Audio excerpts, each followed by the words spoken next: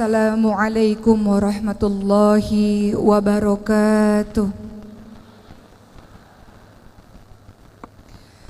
Alhamdulillahi rabbil alamin, wabihi nasta'in ala umuri dunya waddin, wassalatu wassalamu ala ashrafil anbiya'i wal mursalin, wa ala alihi wa sahbihi ajma'in, amma ba'd.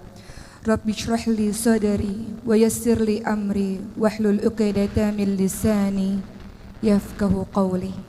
Apa kabar teman-teman sekalian?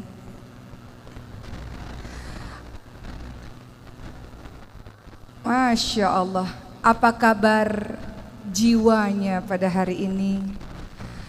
Apa kabar iman pada hari ini? Sudahkah terisi dengan membaca ayat suci Al-Quran di qiyamu lail malam atau di pagi hari tadi? Apakah sudah di-charge keimanannya dengan senantiasa banyak berinteraksi dengan Al-Quran di hari ini? Teman-teman sekalian, ada banyak kisah mengenai para sahabat-sahabat Nabi yang berhijrah di jalan Allah Subhanahu wa Ta'ala. Membicarakan mengenai hijrah, mungkin di kepala kita langsung teringat tentang kisahnya Umar bin Khattab radhiyallahu anhu. Mungkin teringat akan kisahnya Mus'ab bin Umair radhiyallahu anhu. Mungkin teringat akan kisahnya Sa'ad bin Abi Waqqas radhiyallahu anhu. Atau mungkin dengan sahabat-sahabat lain. Namun hari ini saya ingin menceritakan sebuah kisah seorang tokoh yang sangat menginspirasi kita dalam proses hijrahnya yang sangat luar biasa. Namanya adalah Abdurrahman bin Auf radhiyallahu anhu. Mengenal kata Abdurrahman bin Auf, yang ada di kepala kita adalah seorang konglomerat yang sangat kaya raya. Abdurrahman bin Auf lahir 10 tahun setelah kelahiran Rasulullah SAW dan termasuk di antara salah satu sahabat Rasul yang paling awal masuk ke dalam agama Islam atau kita kenal dengan nama As-Sabiqunal Awwalun. Bersamaan dengan sahabat-sahabat lainnya lewat tangan atau lewat dakwah dari Abu Bakar As-Siddiq radhiyallahu anhu. Beberapa orang yang termasuk dalam golongan As-Sabiqunal Awwalun atau yang termasuk golongan orang-orang yang pertama kali masuk Islam selain Abu Bakar As-Siddiq radhiyallahu anhu, selain Khadijah binti Khuwailid radhiyallahu anha, selain Ali bin Abi Thalib, selain Zaid bin Harithah, selain Ummu Aiman, juga sahabat-sahabat lain seperti Abdurrahman bin Auf, Talhah bin Ubaidillah, Sa'ad bin Abi Waqqas, Abu Ubaidah bin Jarrah, dan masih banyak lagi. Bagaimanakah kisah Abdurrahman bin Auf menginspirasi hidup kita teman-teman sekalian? Ketika beliau pada akhirnya memasuki agama Allah Subhanahu wa Ta'ala, berhijrahnya secara kafah, secara menyeluruh. Tidak berhijrah secara setengah-setengah. Tidak mengambil ini aku mau lakukan, ini aku tidak mau lakukan, tidak. Beliau berhijrah bersama dengan beberapa sahabat lainnya ke Habasyah, sampai kemudian beliau berhijrah menuju ke kota Yathrib, Madinah pada tanggal atau tahun 13 kenabian. Proses hijrah inilah yang menginspirasi hidup kita. Beliau kaya raya luar biasa, harta kekayaan sangat banyak. Namun ketika beliau hendak menuju ke Yathrib, Madinah, orang-orang kafir Quraisy menghadang Abdurrahman bin Auf dengan mengatakan, engkau boleh pergi untuk menuju ke Yathrib, Madinah, tapi seluruh hartamu akan kami rampas. Atau engkau tinggal di kota Madinah, engkau tetap hidup dengan kekayaanmu yang berlimpah ruah.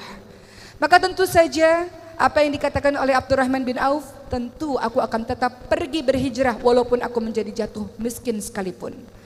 Hal ini juga ditanyakan kepada para keluarga dan istri dari Abdurrahman bin Auf. Kalau kalian mau menuju ke Madinah, kalian jatuh miskin, seluruh harta kami ambil. Tapi kalau kalian tetap berada di kota Mekah dengan agama lama kalian, kalian bisa hidup enak seperti ini. Sayangnya keluarga dan istri Abdurrahman bin Auf hendak tetap tinggal di kota Mekah. Sehingga Abdurrahman bin Auf pergi menuju ke Yathrib, Madinah tanpa istri dan keluarganya. Kehilangan harta kekayaan yang banyak, kehilangan istri dan keluarganya, pergi demi kecintaannya kepada Allah dan Rasulnya, pergi untuk membuktikan hijrahnya memang secara kafah, secara menyeluruh, pergi ke Yathrib, Madinah untuk membuktikan Allah dan Rasulnya lebih dicintai daripada yang lain-lainnya. Maka sampai di kota Yathrib Madinah dalam keadaan tidak memiliki harta. Hartanya adalah baju yang dipakainya saja.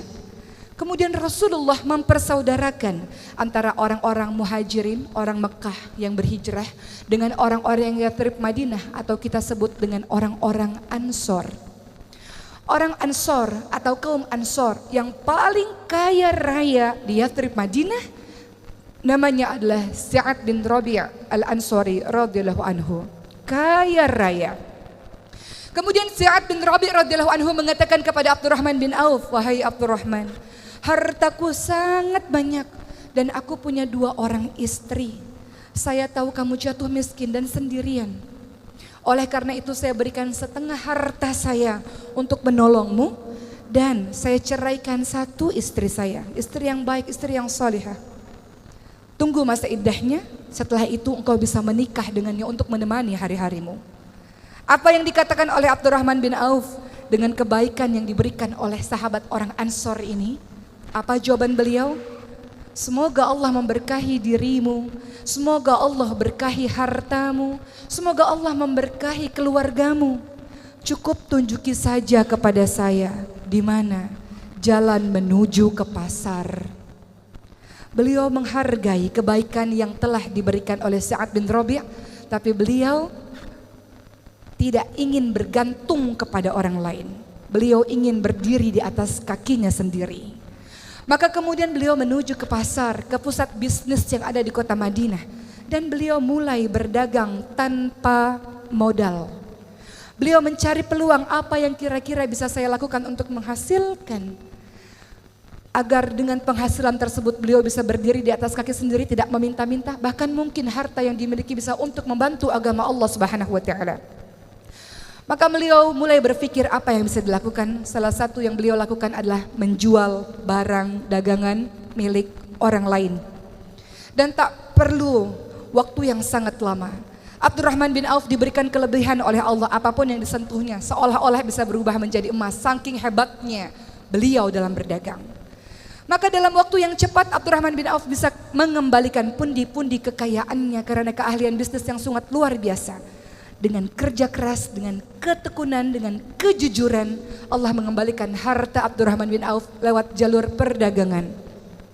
Dengan harta yang semakin hari semakin banyak, Abdurrahman bin Auf memberikan banyak hartanya di jalan Allah Subhanahu wa ta'ala. Terkadang beliau berpikir dan ketakutan, harta kekayaan yang sangat banyak ini khawatir membuat beliau lama dihisap oleh Allah Subhanahu wa ta'ala di hari akhir nanti. Maka beliau memberikan terus-menerus di jalan Allah Subhanahu wa ta'ala harta yang dimilikinya itu. Niatnya ingin mengurangi harta, justru karena bersedekah pundi-pundi pahala terus mengalir dan pundi-pundi rezeki keuntungan perdagangan terus semakin banyak. Pernah pada suatu ketika terjadi sebuah perang Tabuk. Pada saat itu seluruh umat Islam datang untuk menuju ke perang Tabuk tersebut melawan orang-orang Romawi. Pada saat itu panen kurma sangat banyak sehingga kurma-kurma tidak laku terjual karena membusuk. Abdurrahman bin Auf ingin menolong teman-temannya, ingin menolong sahabat-sahabatnya. Maka beliau membeli seluruh kurma busuk yang tidak laku dijual tersebut untuk tujuan menolong. Maka apa yang Allah berikan kepada Abdurrahman bin Auf? Niat untuk mengurangi harta justru karena sodakoh. Tiba-tiba ada seorang pasukan dari negeri yang lain mengatakan, "Abdurrahman bin Auf, kami mencari kurma busuk kemana-mana karena raja kami memerlukannya untuk obat. Kami beli dengan harga yang sangat tinggi." Ternyata mendatangkan keuntungan yang berlipat-lipat. Pernah pada suatu ketika saat Rasulullah SAW telah wafat, teman-teman sekalian. Pada suatu ketika di kota Madinah yang tenang, tiba-tiba debu naik ke atas langit, tiba-tiba terdengar gegap gempita yang sangat luar biasa sampai semua orang keluar dari rumah dan mengatakan, "Apa ini? Siapa yang datang? Kenapa terjadi heboh seperti ini, ramai seperti ini?" Lalu seseorang berkata kepada Aisyah istri Rasul, "Itulah 700 kafilah dagang milik Abdurrahman bin Auf. 70 kendaraan yang seluruhnya berisi penuh barang dagangan emas-emas yang sangat banyak milik Abdurrahman bin Auf." Maka Aisyah pun mengatakan, "Saya teringat dengan perkataan Rasul, Abdurrahman bin Auf memang dijamin masuk syurga bersama dengan sahabat-sahabat lainnya. Namun ia masuk syurga dengan merangkak hartanya yang sangat banyak, membuat ia jalan merangkak menuju ke syurga Allah Subhanahu wa ta'ala." Mendengar hal ini, maka Abdurrahman bin Auf sangat ketakutan karena Allah berikan harta yang banyak kepada dirinya, diberikan lagi harta-hartanya di jalan Allah. Bahkan Abdurrahman bin Auf pada saat itu memberikan setiap orang yang ikut dalam perang Badar 400 dirham setiap orang. Utsman bin Affan, orang yang kaya raya saja, menerima pemberian dari Abdurrahman bin Auf. Utsman bin Affan mengatakan, hartanya Abdurrahman bin Auf adalah berkah, hartanya adalah halal, dan ini adalah sebuah kebersihan, sebuah kesembuhan. Begitu kata Utsman bin Affan. Luar biasa kaya raya. Namun sedekahnya sangat luar biasa. Namun di balik seluruh kekayaannya, sang konglomerat ini hidup dengan sangat sederhana. Kalau ia bergabung dengan pelayan dan hamba sahaya, orang tidak tahu mana majikan, mana pelayan. Saking sederhana sekali penampilan dari Abdurrahman bin Auf. Sederhana dalam hidupnya. Pernah beliau berpuasa, kemudian diberikan makanan yang enak oleh anak-anak buahnya. Lalu Abdurrahman bin Auf menangis dan mengatakan, Mus'ab bin Umair adalah orang yang lebih mulia daripada saya. Namun matinya dalam keadaan kain kafan tidak cukup untuk menutupi tubuhnya.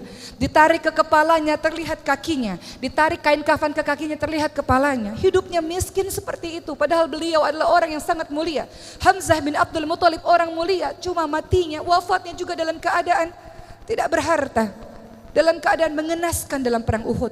Rasulullah di detik-detik wafatnya juga bersama dengan keluarganya tidak pernah memakan makanan yang enak. Saya khawatir kebaikan ini disegerakan oleh Allah di dunia, kenikmatan ini disegerakan oleh Allah di dunia, sedangkan saya tidak tahu bagaimana kedudukan saya nanti di hari akhir. Jadi beliau menangis ketika harta kekayaan makanan enak diberikan di hadapannya, takut luar biasa. Abdurrahman bin Auf bukan orang sembarangan. Tidak hanya sekedar konglomerat, beliau adalah orang yang juga ikut berperang di jalan Allah. Beliau ikut perang Badar, beliau ikut perang Uhud, beliau ikut seluruh peperangan yang dilakukan oleh Rasulullah SAW. Tidak hanya ikut berperang, tapi beliau juga adalah orang yang senantiasa berdakwah, mengajak orang lain kepada agama Allah Subhanahu wa taala. Pada saat zaman Umar bin Khattab mengumpulkan beberapa sahabat, 6 orang untuk menjadi pengganti setelah nanti beliau wafat. Salah satunya adalah Abdurrahman bin Auf, dan seluruh sahabat menunjuk Abdurrahman bin Auf yang paling layak menggantikan Umar bin Khattab. Apa kata Abdurrahman bin Auf? Saya mengundurkan diri untuk menjadi salah satu calon dari khalifah. Beliau tidak mau. Beliau merasa sahabat-sahabatnya jauh lebih mulia dibanding dengan dirinya, walau semua orang menunjuk kepada dirinya. Beliau mengundurkan diri, dan kemudian para sahabat mengangkatnya menjadi seorang hakim. Yang apabila Abdurrahman bin Auf menunjuk seseorang, maka para sahabat pun akan mengikuti perkataan dari Abdurrahman bin Auf. Maka Abdurrahman bin Auf menunjuk Utsman bin Affan untuk menjadi pengganti dari Umar bin Khattab, dan para sahabat pun setuju dengan pilihan sahabat yang mulia ini. Waktu terus berjalan sampai usia ke-75 tahun di detik-detik wafatnya. Aisyah datang kepada Abdurrahman bin Auf dan memberikan sebuah penawaran yang tidak pernah Aisyah katakan kepada sahabat yang lain. Wahai Abdurrahman, kalau engkau nanti kembali kepada Allah, jenazahmu akan dimakamkan bersebelahan dengan Rasulullah, bersebelahan dengan Abu Bakar, bersebelahan dengan Umar bin Khattab radhiyallahu anhu. Saking mulianya orang ini. Lalu Abdurrahman bin Auf mengatakan, tidak ya Aisyah, aku merasa tidak pantas disandingkan dengan sahabat-sahabat yang mulia. Biarkan aku dimakamkan bersebelahan dengan sahabatku Utsman bin Maz'um, sahabatku. Biarkan aku dimakamkan di tempat yang lain saja, tidak berdampingan dengan Rasulullah, Umar maupun Abu Bakar As-Siddiq radhiyallahu anhu. Dan beliau pun wafat dalam keadaan sebagai orang yang namanya dikenang sepanjang masa hingga hari ini. Abdurrahman bin Auf mungkin tidak sepopuler sahabat-sahabat lainnya, tapi begitulah kisah dahsyatnya yang terekam di dalam sejarah tinta emas, sejarah Islam yang luar biasa ini teman-teman sekalian. Dari kisah Abdurrahman bin Auf kita mendapatkan banyak pembelajaran yang kita refleksikan dalam kehidupan kita yang sekarang. Abdurrahman bin Auf berhijrah di jalan Allah Subhanahu wa taala, mengorbankan banyak hal. Ia jatuh miskin mulai dari nol, ia ditinggalkan keluarganya, luar biasa. Namun kokoh berdiri tegak untuk berhijrah menjadi orang yang lebih baik. Ia meninggalkan kampung halamannya, ia meninggalkan orang-orang yang dicintainya demi kecintaannya kepada Allah dan Rasulnya. Maka sepanjang hidup kita memang tugas kita adalah berhijrah. Kenapa? Karena diri kita dari hari ke hari harus menjadi diri yang lebih baik dari hari sebelumnya. Dan itu adalah hijrah. Minadz dzulumat ilan nur, dari kegelapan menuju kepada cahaya Allah. Minal jahiliyah ilal hidayah, dari kebodohan menuju kepada hidayah Allah Subhanahu wa taala. Dari malas menjadi semangat, dari bodoh menuju ilmu, dari dada yang sempit menuju dada yang lapang. Hijrah. Namun dalam setiap proses hijrah tidak mudah. Harga syurga sangat mahal. Tidak bisa dimasuki oleh orang-orang yang tidak terbukti pengorbanannya di jalan Allah Subhanahu wa taala. Perhatikan surah Al-Ankabut ayat 2. Ahasiban nasu ayyutraku ayyakulu amana wa hum la yuftanun. Apakah kamu semua mengira akan dibiarkan begitu saja ketika mengatakan saya beriman, saya berhijrah, saya jadi orang baik, saya mau menjadi orang yang lebih taat, sementara kamu semua tidak diuji. Begitu kata Allah. Maka Allah akan memberikan berbagai macam ujian di dalam kehidupan kita, dalam proses kita ingin jadi orang yang lebih baik. Walanabluwannakum bisyai'in minal khaufi wal ju'i wa naqsin minal amwali wal anfusi wath thamarat wa basyirus sabirin. Allah pasti akan menguji kalian semua dengan ketakutan, kata Allah, dengan kelaparan, dengan kekurangan harta, kekurangan jiwa. Ada orang-orang yang kita cintai akan Allah ambil, cabut nyawanya untuk kita merasa kehilangan. Dan Allah akan uji dengan kekurangan buah-buahan. Bisa saja engkau berkebun kemudian engkau tidak panen, atau bertahun-tahun engkau menikah tidak dikaruniai buah hati. Ujian. Wabasyirus sabirin, beritakan kabar gembira untuk orang-orang yang sabar. Sabar dalam proses hijrah ini.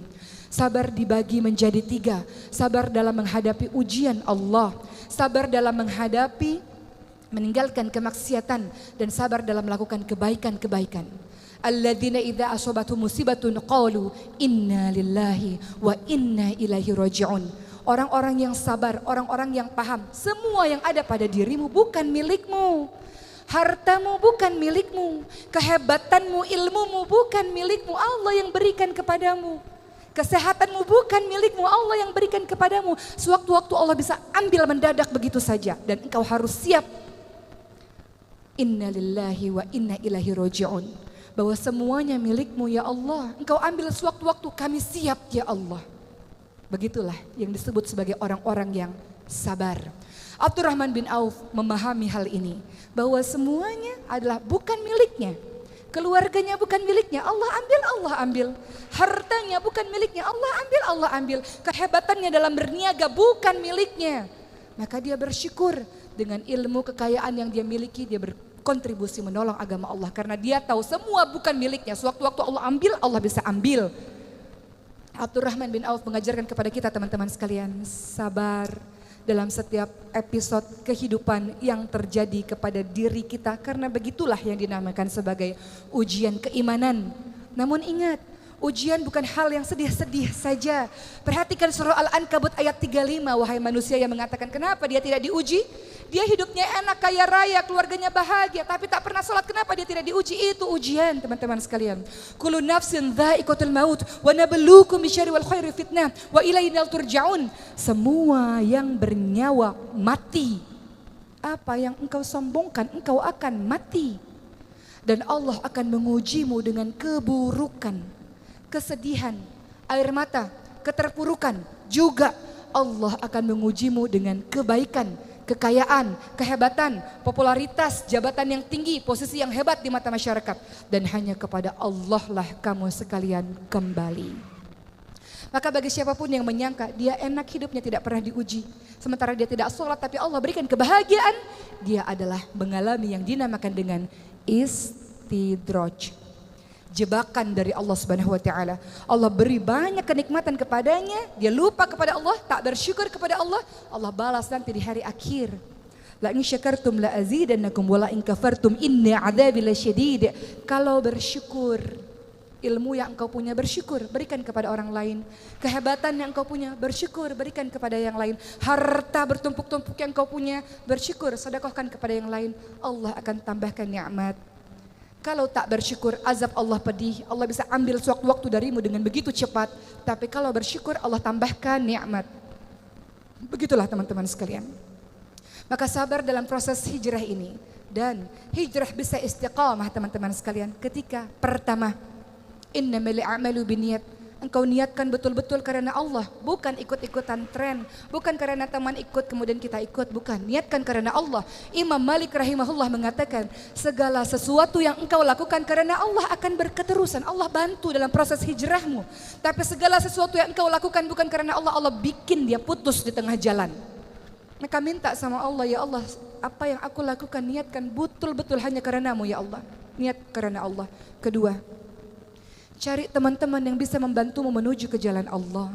Engkau boleh berteman dengan siapapun teman-teman sekalian, tapi engkau harus bersahabat dengan orang-orang yang membuatmu taat kepada Allah.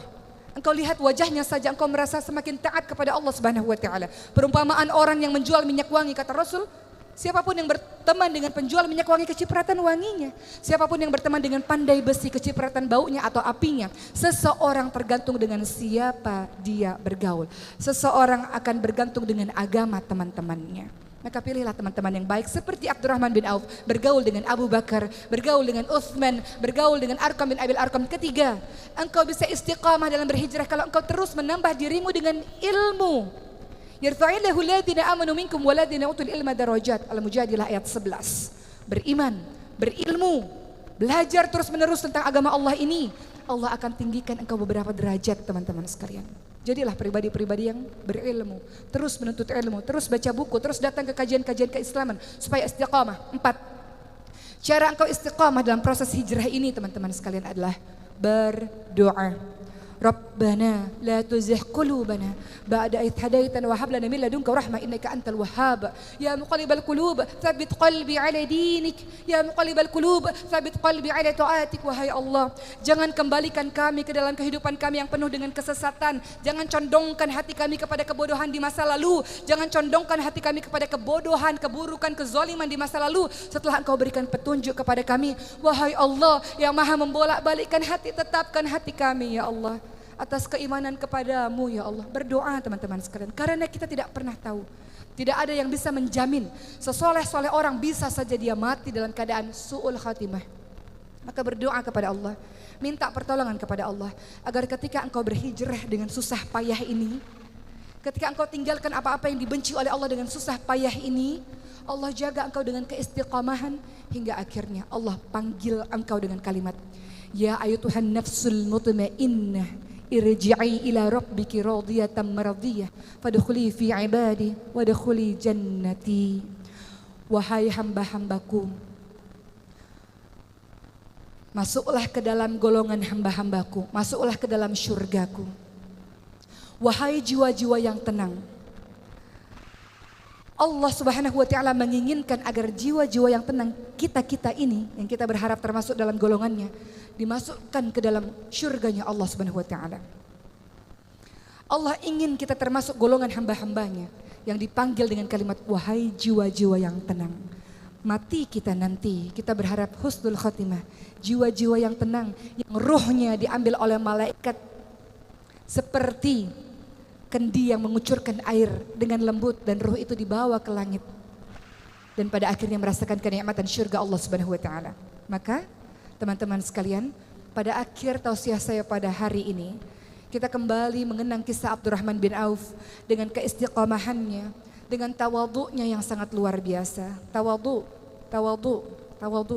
rendah hati di hadapan Allah Subhanahu wa taala, rendah hati di hadapan para manusia-manusia lainnya. Jangan engkau berlaku sombong. Wa ibadur rahmanil ladzina yamshuna 'alal ardi hauna wa idza khatabahumul jahiluna qalu salama. Hamba Allah yang Maha Pengasih adalah mereka yang berjalan di muka bumi ini dengan tawadhu, dengan rendah hati, dan ketika ada orang-orang jahil menyapa mereka, qalu salama, ucapkan kalimat-kalimat yang baik. Ucapkan kalimat-kalimat yang penuh dengan kesantunan. Jadilah hamba-hamba Allah yang menolong agama Allah sebagaimana Allah menolong kehidupanmu berkali-kali teman-teman sekalian. Jadilah seorang hamba-hamba Allah yang kokoh dalam keimanannya, sabar untuk jadi orang-orang baik, dan ajak teman-temanmu untuk menjadi baik bersama-sama. Karena engkau semua, kita semua digelari dengan kalimat kuntum khairu ummah ukhrijat linnas ta'muruna bil ma'ruf wa tanhauna 'anil munkar. Kamu sekalian adalah umat terbaik yang dilahirkan untuk manusia, yang punya tugas mengajak manusia lainnya kepada kebaikan dan mencegah manusia lainnya kepada keburukan. Selamat menjadi diri yang istiqamah, selamat menjadi diri yang sabar insyaallah, dan mudah-mudahan kita semua termasuk golongan hamba-hamba Allah yang masuk ke dalam syurganya Allah bersama para nabi, orang-orang yang siddiq dan orang-orang yang saleh insyaallah. Wabillahi taufiq wal hidayah. Wassalamualaikum warahmatullahi wabarakatuh.